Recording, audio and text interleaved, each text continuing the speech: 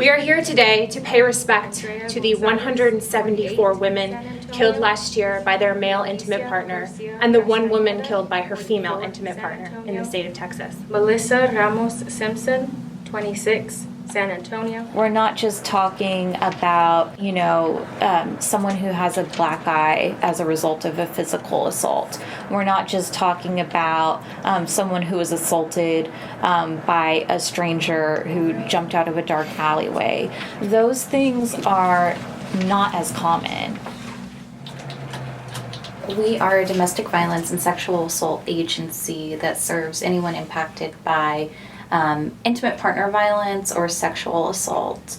Our primary focus is on prevention work. We want to prevent future violence from happening, and that starts with us going, pre-K and talking to kids about safe and unsafe situations. The second thing is pattern. What's a pattern?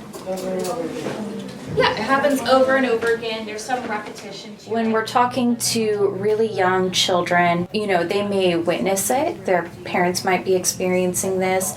And so that helps them understand what's going on.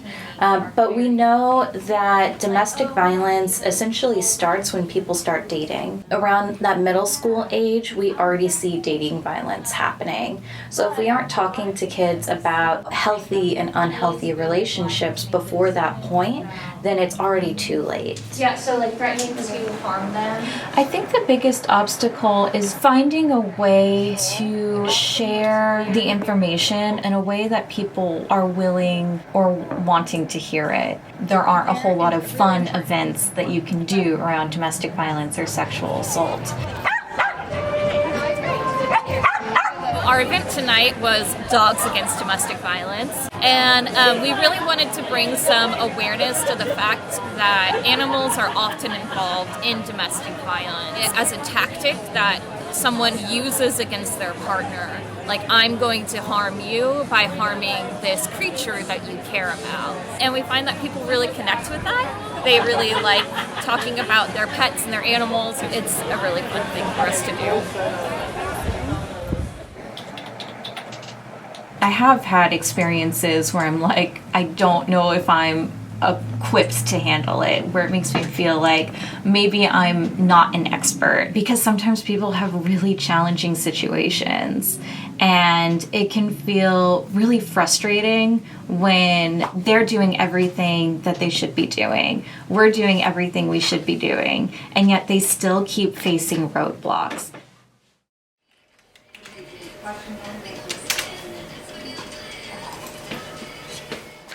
People will often ask things like, why didn't you just leave? Or like, did you think that it was going to get better? And for me, that answer was no. I didn't think that it was okay, and I didn't think it was going to get better. But I didn't feel like I had a choice. Like, he wasn't going to let me leave. And it becomes really dangerous when you decide to make that choice to leave. I remember sitting in the class and hearing like how domestic violence affects children as their brains are still forming.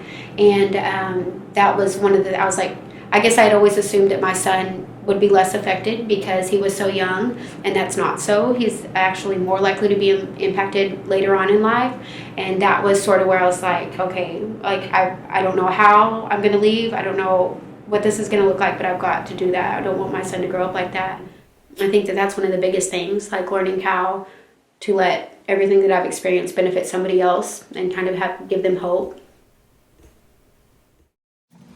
Senta Authorly, 53, Houston. Rebecca Sir Heinrich, 58. This is the most domestic violence fatalities in the last decade for the state. Kelly Lawson, 36, Fort Worth. There are 175 women who are no longer with us, leaving behind 290 children without a parent. Jacqueline Hughes, 34, Dallas. These women were our sisters, our daughters, and our friends. Chastity Williams, 33, Dallas.